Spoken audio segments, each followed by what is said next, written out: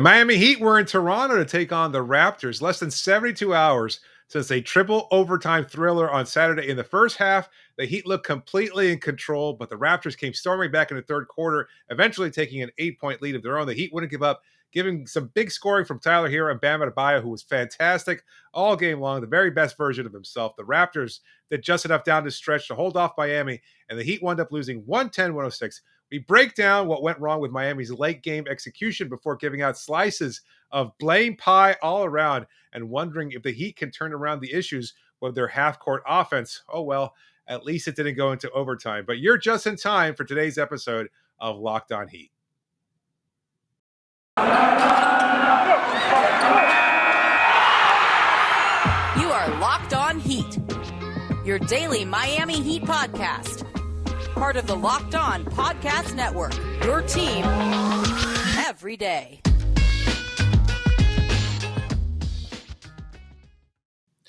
Hello, Heat Nation. It's a Tuesday edition of Locked On Heat, your daily podcast covering all things Miami Heat related. However, you may be listening on YouTube, Odyssey, or on your favorite podcast app. Thank you so much for making Locked On Heat your first listen every day. I'm David Ramil, and with me, as always, is my co-host, Wes Goldberg. Today's episode is brought to you by PrizePicks. Check out prizepicks.com and use the promo code NBA, or go to your app store and download the app today. PrizePicks is daily fantasy made easy. After a blowout loss on Monday night to the Boston Celtics, the Heat were playing their fourth game in 5 nights, traveling across the border for the first time in 2 years to take on the Toronto Raptors. They may have been tired, but at least they welcomed back Jimmy Butler and PJ Tucker into the starting lineup, and everything seemed to be going extremely well for the Heat. Bam Adebayo was the best version of himself. Like I said before, Jimmy was in playmaking mode, and the Heat took a 15-point lead. But the second half was a completely different story. Miami's dreaded third quarter took over after holding Raptors guard Fred VanVleet to just 2 field goal attempts in the first half.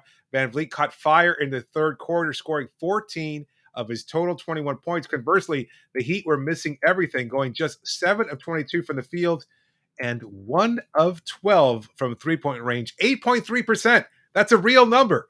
And while the Heat were able to hold on to a slight lead, momentum was clearly in Toronto's favor. They wound up taking an 8-point lead with a minute and a half left. And then Bam scored a driving layup to cut it to 6. A Jimmy Butler turnover with just over a minute left gave the Raptors the ball, but the Heat defended that very well. And Tyler Hero scored 4 consecutive points to cut the lead to 2 with just 6.7 seconds left. And then a well-designed inbound play led to an OG Anunoby alley-oop dunk. That was the nail in the coffin. The final result, a 110-106 loss to the Toronto Raptors. The second loss to the Raptors in 4 days, like we said, and also their third consecutive loss. So the Heat now on a third-game losing streak. Wes, so much to take away from this game. So much late-game problems for the Heat. Something we talked about in recent episodes. Look, maybe we should start off on something positive because the Heat have been – well, there have been some issues lately, and we kind of were ragging on Bam Adebayo, and partly because of his lack of aggression over the last few games. But this was, like I said, it's just the kind of version of Bam that everybody wanted to see. He was exciting. He was driving to the hoop. He was aggressive, and looked, again, like the all-star that we know he can be. Yeah, you and I were texting in the first half, and I was like, what's your takeaway when the Heat led by 12 at halftime? And you just one word. You said Bam. And I said, right. Yeah. And you and I were actually having that conversation about, wow, Jimmy in this playmaking role, he's back on the court, unlike that game in Boston where he sat out because of this right ankle sprain that he was dealing with. And we're like, yeah, you know what? You've got Jimmy on the court. Maybe Bam just doesn't feel as much of a playmaking responsibility. He's more free to just create for himself and get to the basket and do all those things. And I do think that I think that's partly true. I also think this is just a night where Bam was playing really good. And I don't know that we necessarily need to read too much into it here. I mean, Bam and Jimmy have played a lot of games together, and Bam hasn't scored 32 points in every single one of those games. So, look, I don't know how much I don't know how much we can really take away from this game. First of all, this is their fourth game in 5 nights. It shouldn't be a surprise that something like that would result in a 3-game losing streak, their first 3-game losing streak since the middle of November. But this team looked tired, and you just look at how this box score played out. I mean, they led by 12 at halftime. They lead by as much as 15 in the beginning stages of that third quarter. In that first half, they shot 58% overall. And I don't know what happened. I don't know if the walk to the locker room at halftime was really long or something. And the walk back to the court was really long because they were just exhausted in that second half. Those tired legs, essentially, I think, caught up with them, and they ended up shooting 40% overall in that second half, just 12.5% from 3-point range in the last 2 quarters. And this is the kind of thing that happens. You just sort of run into a wall. Bam didn't. Bam never ran into that wall. And he kind of had his leaning over the stanchion moment in the fourth quarter, getting to the basket for the second time in a row to cut the lead down to 2 possessions. And he's just laying on the floor with his hands over his head, just exhausted, because he knows he's the only guy that could do it right now. And he was the only guy that could do it tonight for Miami. He just didn't get enough help from anybody else. Yeah, that's a strange conversation shift from the one we've recently been having.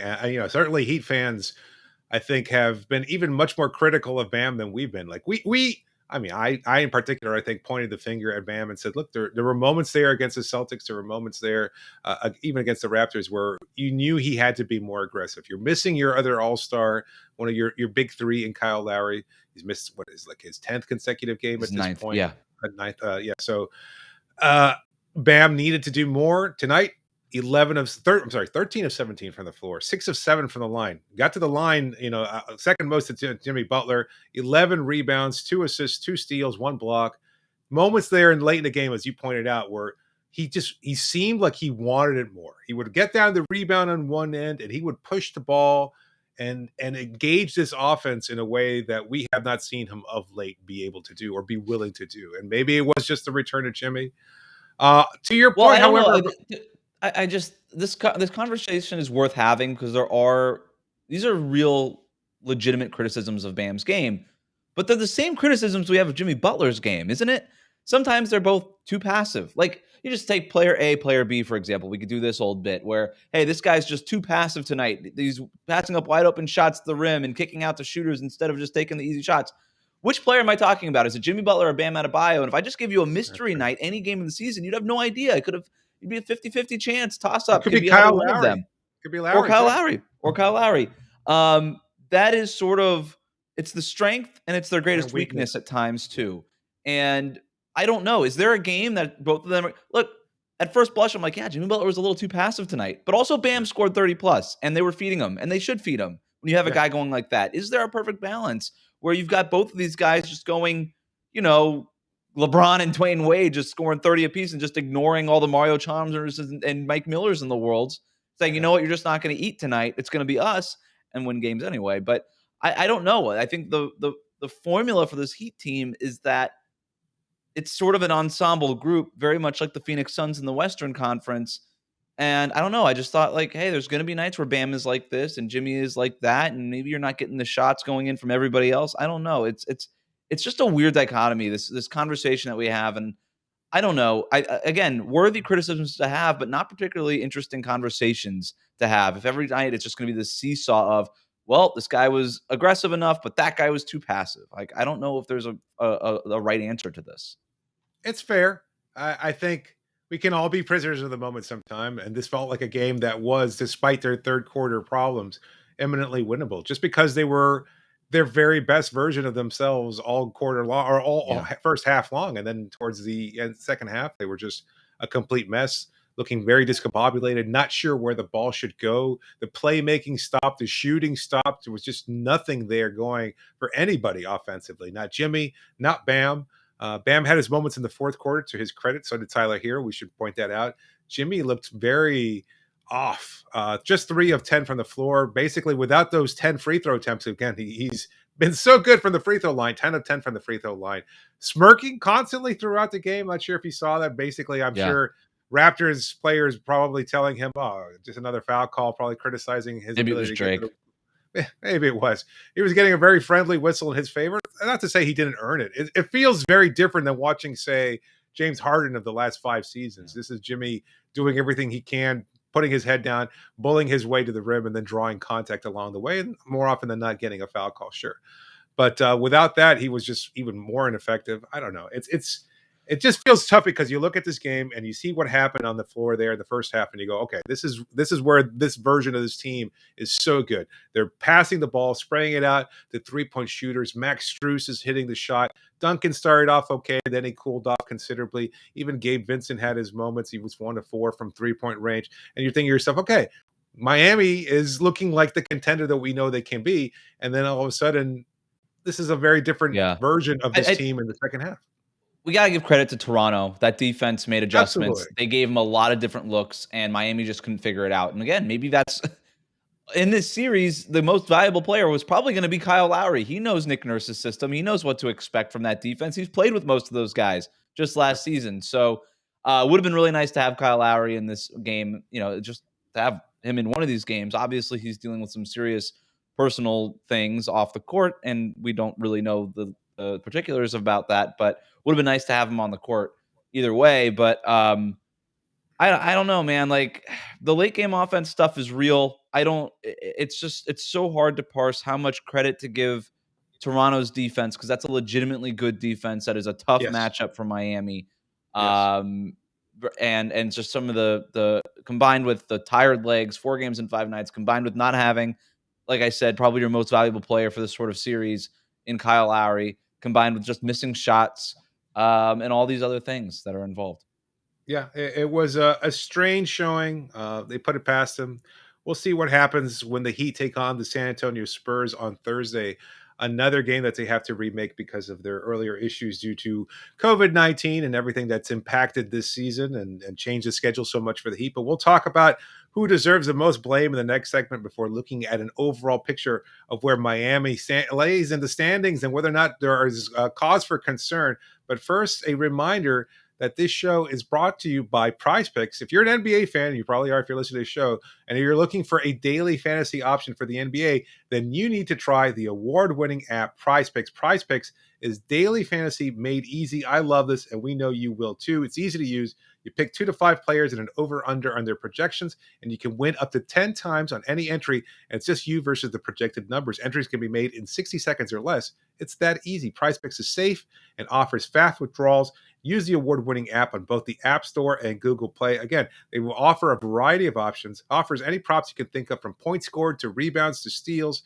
It allows you to mix sports entries. Prize Picks doesn't just offer the NBA. They have options of the college basketball, college football, NFL, Major League Baseball, soccer, MMA, and more. So for a limited time only, Prize Picks has an exclusive offer, no-brainer of an offer for all of our users. They get $50 for free if a player in your first Prize Picks entry scores a single point, but you must use the code NBA. That's right. This is an exclusive offer available to Locked On fans. Sign up today and use the code NBA for $50 for a free if a player in your first Prize Picks entry scores a single point. So make sure you sign on to Prize Picks and use that promo code NBA to begin winning today. And also a reminder that TurboTax is a sponsor of the show. We all have unique lives. Whether you're invested in crypto for the first time this year, if you own an up-and-coming small business, or are raising rambunctious twins, luckily, TurboTax Lives has experts who can answer your tax questions, walk you through the whole process, or do your taxes for you from start to finish, no matter your unique situation.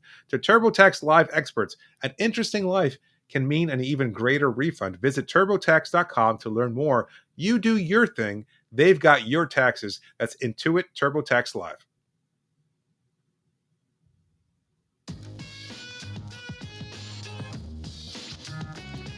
Thank you for making Locked On Heat your first listen. The NBA trade deadline is Thursday, February 10th at 3 p.m. Eastern, and the Locked On NBA podcast will be covering it live from 2 p.m. to 4 p.m. Join Kim Becker, John Corrales, and Locked On Fantasy Basketball host Josh Lloyd to get analysis of every blockbuster move. Subscribe to Locked On NBA YouTube and turn your notifications on so you know when they go live. All right, David, let's whip up some blame pie here. Divvy out some blame for this Heat loss. And I'm going to start with our biggest slice, and that's going to go to the Delta variant. And it's getting a whopping 50% of this freaking pie. If not for having to reschedule this Spurs game, which for some reason, based on, complicated NBA algorithms, pushed this Toronto game back and kind of flipped the San Antonio game back to later this week, it resulted in a really tough back-to-back stretch on the road for Miami and an even worse 4-game in 5 night pocket in the schedule. And I know that maybe some Heat fans will push back and say, well, Toronto was on the second night of a back-to-back too, but it was a tough schedule situation for them as well. They played just 3 games in 4 nights compared to Miami's 4 games in 5 nights, so not as tough. And also they were at home and the Heat weren't. So I don't know. I just think when it came down to it, I don't think if the Heat had to rearrange their schedule this week because they had a game earlier in December postponed because of the Delta variant, that they are on a 3-game losing streak right now. That's my point. That's fair. I'm curious. How do you feel about like the midseason doldrums? Is it a real thing for you? Yes. I mean, you talked to players when you were covering the Warriors. Did they ever give off that vibe that look, but come February right before the All-Star break, they're just kind of tired. They want to reach that break. They need a break themselves. Is that something realistic? Because I was covering last night's game for Locked On NBA, and man, there was just some very aberrant performances there, like players that just were injured or just out or just kind of just falling apart late in games and things of that sort. And I feel like that's kind of where Miami is in this middle of these midseason doldrums. You're a believer then? Oh, 100%. It's a real thing. I mean, the Warriors were very open about talking about it. I don't think the Heat would, just No, given never. their sort of brand God, and no. personality, but just Next watch man these up. games. Yeah, I mean, just watch these games, though. I mean, it's very Right. clear. And look, I guess like the midseason doldrums would impact every team, right? Like the dog days are the dog days for everybody. And so it's not really an excuse. And I think that's what a lot of people would tell you. Yes. But I don't think it's also a black and white thing. I think it affects teams in different ways and in different amounts. And I think the Heat are really dealing with it because, they've come out a really tough stretch. I know we're all talking about how resilient the Heat have been and the next man up mentality and all these guys, developmental guys, 10-day guys, like winning games in December and all this stuff. But that's still tough and it wears on you, right? Like that stuff is hard. And eventually it's going to take a toll. It didn't take a toll when we expected it to. Maybe it's starting to take a toll now. But again, the schedule doesn't help. Moving on to our next slice, it's to Jimmy Butler. Hate to do this, David, but he's getting a whopping 20% piece of this blame pie. Look, the numbers speak for themselves if you want to just look at the box score, but we already went over that. Here's what I'm focused on. The Heat, with 1:07 to go, 1:07 seconds to go in this game, Bam Adebayo just hit 2 layups in transition to make it a 6-point game. 108, yeah, 108, 102. 108, 102. And they have a chance now to make it a 1-possession game. They have the ball coming back. And it looks like they have an opportunity to set up their offense. And they swing it to Jimmy Butler in the corner. No big deal. Just a normal thing off the side of the court. And Jimmy Butler all of a sudden just decides, you know what? I'm going to go up for a 3. He already took 1 3 earlier in the game. He didn't make it, but he took it. And he goes up for another 3. And then I think in the middle of the air remembers, wait a minute. I'm Jimmy Butler. I shouldn't be taking a 3 right now, especially with Tyler Hero right next to me, who's awesome at these shots. And he kind of tries to do this weird shot fake pump pass to Tyler thing. And ultimately what happens is Fred VanVleet knocks it off of him and it goes out of bounds. It's credited as a Fred VanVleet block in the box score. Make no mistake about it. That should have been Jimmy Butler. That should have been a turnover credited to Jimmy Butler. He ended up with how many turnovers in the game? 3. He should have had 4 in this game. That was weird. And it kind of just took the wind out of Miami's sails. And it's not the kind of play that we're accustomed to seeing from Jimmy Butler. We're accustomed to Jimmy Butler making. He's usually the guy that you trust with the ball in those situations, not to make a play like that. I'm looking at this play now as you're talking about it. And I'm sorry, I went and checked it out on NBA.com so I could see exactly what happened.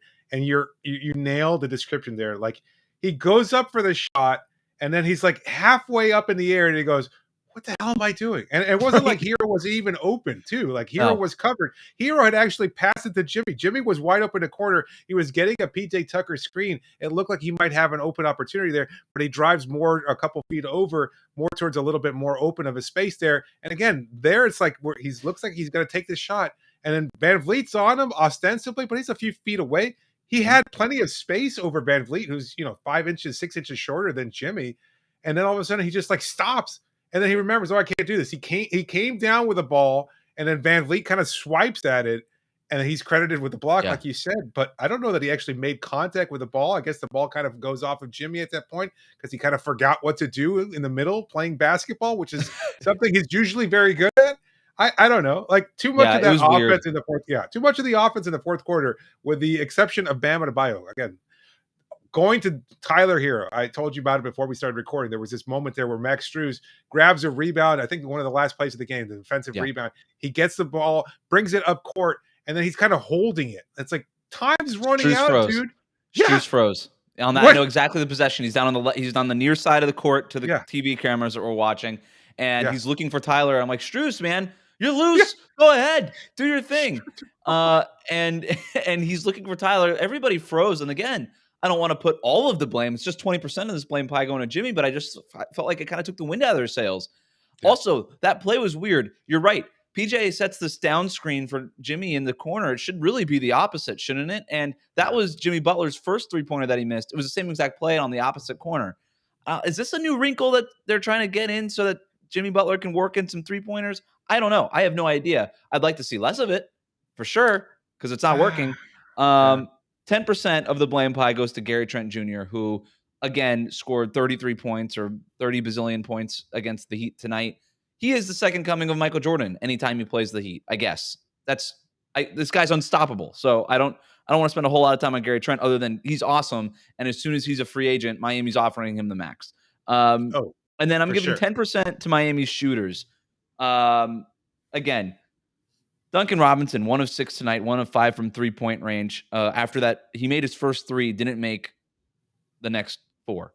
And then Gabe Vincent, Max Strus, Caleb Martin combined for 7 of 19 for just 19 points. Again, going into the season, you're not expecting to get any production from those guys, but the formula for the Heat winning lately has been getting production from those guys, and they just didn't get enough tonight. For all those people that say, hey, we got to shoot more threes, get Max Strus and Gabe Vincent and Caleb Martin more involved in the offense. This is why you can't really do that. It's because at the end of the day, they're not starter level players. They're not star players the way that Kyle Lowry, when available, Jimmy Butler and Bam Adebayo on nights like this. Those guys are star players, and you need those guys to step up. So that's why I'm giving Jimmy Butler a much greater portion of the blame pie, but you also need those shooters to step up in order to sort of, complement what it is that you're not getting from these other players. Yeah, I was curious, even as you're mentioning this stat, I was like wondering where the Toronto Raptors rank in terms of 3-point defense, whether or not they're like this Utah Jazz team that defends the 3-point line very well and things of that sort. No, not at all. They're actually 5th worst in the NBA. They give up 36% from the 3-point line. So it wasn't like this was something that they were just doing what they normally do and preventing Miami's good shots. There were some open looks there. And look, yeah, to your point, you've made it very clear, and I think I have too. Toronto played a very good defensive game. They challenged Miami's shooters fairly regularly. Van Vliet's a very unheralded defender, I think, at the point guard position. They've got a lot of length there with Barnes, Boucher, even Champagny, your good friend Champagny. But also just 36%. I mean, if Miami had come anywhere close to 36%, they would have won this game in a landslide. Unfortunately, that was not the case. But whatever. It's a game. They'll put it behind them. They'll have to figure out a way of taking on the San Antonio Spurs. Now, that will be a very interesting game of sorts because they defend the paint very well. Miami actually I forgot. I'm sorry. I forgot one more slice of blame pie. I know we're already at 100%. Are you sure? Yeah. Okay. I was going to say your math. We're at 100%, but we got a little extra pie left in the pan. Yeah. I don't know. 10, I don't bake. A pie tin. 10. A little 2% slice for Anthony Chang from the Miami Herald. He never tweets out memes or GIFs. He's a very kind of straight-laced beat writer when it comes to Twitter. He tweeted out a meme of The Office at halftime saying something about supposed adjustments, and he had Andy turning around and winking in the camera, and the Heat were outscored 44-60 after that. So a little blame pie for Anthony Chang. I think that's fair. I think he deserves a big part of it. Little known fact, never seen a single episode of The Office. Not the American version anyway. But wow, that's anyway, the most hipster thing you've ever seen on this show. I'm sorry? That's the most hipster thing you've ever said on this show. I watched the UK version before you Americans took it and butchered it completely. And I mean, at first, I was like, oh, maybe I'll give it a shot. But it went into season 85 or whatever the hell, and Will Ferrell's in it. I'm like, you know what? No, this is it. The BBC, they know how to do programming. They did 2 seasons, and that's all it takes. If you can't wrap up a show in less than 40 episodes, I don't know what the hell you're doing with your life. Anyway, let's move on. We'll talk a little bit about I'm scorching. I don't bring the hot takes when it comes to anything Heat related, but I guess I not. try to be even keeled. But when it comes to TV, I've got some things to say.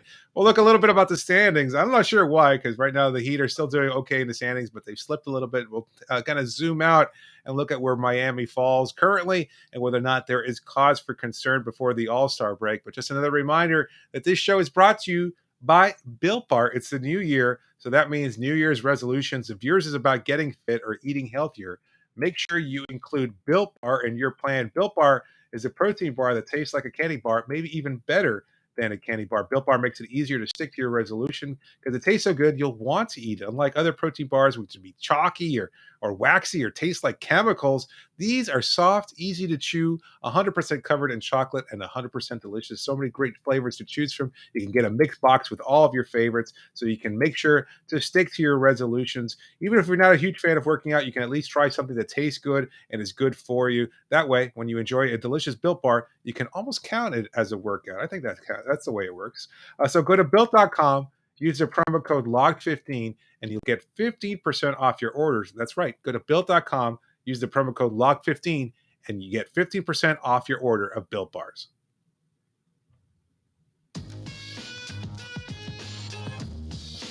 Just a reminder that you can always reach us via email at lockdownheat@gmail.com or via Twitter using the hashtag AskLHeat. Be sure to please subscribe to the show and leave a review. You can do so on Spotify. You can do so on iTunes. And, of course, you can always do that on YouTube. So many great comments, so much great feedback. We'll probably record a mailbag at some point soon. So keep those questions coming in because we love to hear from you all.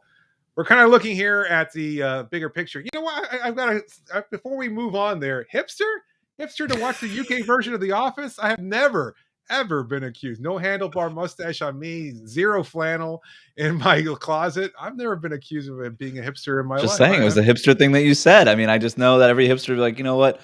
I watched the UK version. I watched the UK version. It sucks.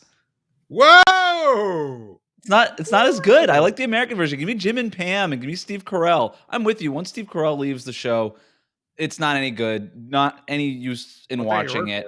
But it's funny. It's the most streamed show on Netflix for a reason. Nice. Americans have bad taste. Is that the reason? Because that would probably I don't disagree with that generally, but anyway, in this case, it's a good show. Yeah, let's get all of everybody's takes on television because I think even though we're a basketball-related podcast, on the periphery we like talking about other things too. We used to always talk about pop culture references. I think we still do on occasion, but there was that one bleak time period there where we compared Heat players to like MCU movies, the Marvel Universe. I don't remember. God, I remember that. The Guardians of the Galaxy. Like, yeah, that's all we had. We didn't have anything else to talk about. It was either that or the power forward belt. But anyway. Currently, let's talk about the standings a little bit. You wanted to kind of zoom out and look at where Miami currently stands, whether or not there is cause for concern. I guess you have cause for concern. No, I just think it's worth taking a look because I mean we're not necessarily in what I think people would consider the home stretch. I don't know when the home stretch technically begins, or like the ramp up to the playoffs, or whatever sort of vernacular you want to use here. But it's the second half of the season. We're going into the All-Star break. Like you were talking about earlier, kind of this is the dog days of the season, but it's also an opportunity for some teams to gain ground on others. And you just look at the Eastern Conference in Miami, we were talking about them being the number one seed when they were the number one seed. And it's worth, like if we're going to talk about them being the number one seed, we should probably talk about them being the number 3 seed right now. Like we need to start kind of not hanging on the standings, but, updating it and taking a look at where they stand right now. And obviously the Heat on a 3-game losing streak have slid in the standings a little bit. Chicago beats Orlando tonight. So they're 2 games up in the loss column on Miami. 32 and 20, 32 and 18. Yeah, 32 and 18. Miami 32 and 20. Philadelphia technically sandwiched between Chicago and Miami because they're 31 and 19. And they're on a 5-game win streak. They've won 8 of their last 10 games. They're playing really well. And they're a team to watch, obviously, at the trade deadline, depending on what happens with Ben Simmons. So you even look at where Miami is in 3rd place right now. They're just a half game up on Cleveland, just a half game up on Milwaukee. They're only a game and a half up on Brooklyn. There's I don't think there's any worry about them sliding into the play-in area. They're 3.5 games up on Charlotte. And I don't think that's where this team ends up. especially when they're healthy. Lowry comes back and all that. But Right. I just thought it was worth talking about and just worth monitoring just how packed the top 6 are in the East. There's an equal chance Miami ends up with the top seed in home court or the 6th seed, and they're stuck there. 30 games left. What's realistic? What's the goal for them? I mean, 30-0, obviously, but I think 20-10, maybe 22-8. That should be what they push for. I think that would probably put them in the best position to compete for not just home court advantage, but certainly maybe even the top seed in the Eastern Conference. It's doable. And it also kind of changed something we talked about recently when we were looking at our breakdown of where Duncan Robinson currently stands. I think you look at him as being the most obvious movable piece on this roster. And I think we're both on record saying that it's very unlikely that Duncan Robinson gets traded. That while there might be some interest there from the Heat in doing so, I don't think they're going to get anything in return that takes away the potential of what Duncan brings as a shooter, the very real possibility of him catching fire at some point in the playoffs. But you look at their most recent run to the NBA Finals, right? And that was a team that was going through their own midseason doldrums before the season shut down in mid-March after the All-Star break. They were kind of going through injuries. They had just completed their trade acquisition of Jay Crowder and Andre Iguodala, and that was viewed as a potential boost, right? You started to see some potential for this team when they took on the Milwaukee Bucks early in that season. You could see them forming the wall against Giannis. And of course, when those two teams met in the playoffs, it became a very realistic way of limiting what Antetokounmpo could do. And I just don't know that they're going to get this kind of boost this season. It's not like they're going to be able to trade for a player that's going to come in and energize this team. They've got enough already. Maybe they're kind of maybe they'll get that boost. Again, who knows what's happening with Kyle Lowry? Who knows where his mental state is at? You can infer enough from comments from Jimmy Butler and others that he's definitely going through some very tough times away from the court. And as Jimmy mentioned, it's, basketball, as important as it is to everybody watching and listening to this show, right now, it's not the most important thing for Kyle. So one can only hope that whatever it is that he's dealing with, that hopefully he can bounce back and become a factor for this team moving forward. And he's in a good enough place to do so and then provide that kind of energy boost that Miami might be looking for. But otherwise, it's not like they're going to get any kind of unexpected turnaround here. They're not getting another player in a buyout situation or anything like that. It's going to add a whole other dimension to this team that doesn't currently exist. Yeah, I don't foresee any major swing trade happening that would give them whatever kind of boost that we're talking about here. But I think it could be provided just from the schedule. After this road trip, there's a light at the end of the tunnel, right? And you look at the rest of the way going forward, and they only play 3 games on the road in a row one more time. And it's not a tough, it's still a Northeastern trip. It's this one, basically. It's Boston, Chicago, Toronto again from March 30th to April 3rd. But other than that, it's only a game here, 2 games there. They're playing a majority of their games at home. And you look at what Miami's been able to do at home and the way they've spoken about the home crowd. And I've talked about this on this show. I think it's been a really great, impactful type of atmosphere at FTX Arena this year. And I'm not a person that says that lightly. Like, I'm not a guy that says, oh yeah, home crowd, 6th man. Like, I usually don't care about that stuff, but you could tell it makes a difference. And you just look at the record. The Heat are 18-6 at home. They're 14-14 on the road. They're as good as anybody on their own home court. And a majority of their games are going to be at home after this really tough road trip. So I think once they get back at home, they take advantage of an all-star break. Maybe it's only Jimmy Butler that gets sent there. It's looking like. I don't know. They're not going to have a ton of representatives at this thing. There's not a lot of guys being in these events. They were starting to hear the leaks of the dunk contest and the Rising Stars Challenge was announced, and Miami doesn't have a representative there, obviously. So, most of this roster is going to be rested, and they're going to be able to take advantage, hopefully, of the schedule in the second half. I mean, quickly, just that you mentioned the Rising Stars thing, do you think Omer Yurtseven deserved an opportunity to participate in it? No? No, he barely played. Yeah, that's fair. No, I think that's the right take. I mean, a lot of people recognize his potential, but it wasn't something that he had been able to sustain for a prolonged period of time. He didn't have enough the biggest snub was Onyeka Okongwu from Atlanta. I don't know how he didn't make it. He's been good for them this year. Yeah, I don't know. Tough to say. Well, anyway, the 4 games left on this current road trip. They take the San Antonio Spurs on Thursday, and then they face the Charlotte Hornets on Saturday before going to Washington, who's going through issues with their own Bradley Beal, missing a significant amount of time there, and the New Orleans Pelicans, who are a little plucky themselves. They got Jonas Yeah. Valanciunas there. They've always been a very difficult matchup for Miami. We'll see if the Heat can wrap up this road trip, hopefully with a 4-game win streak to counter this current 3-game losing streak. But that's all for now. Remember to please sign on and leave comments. Always follow the show wherever possible. We'd love to hear from you. Thank you so much for making Locked On Heat your first listen every day. Make sure to check out Locked On Bets, your daily one-stop shop for all your gambling needs. This is David Ramil signing off for now. Thanks so much for joining me, Wes. Watch The Office.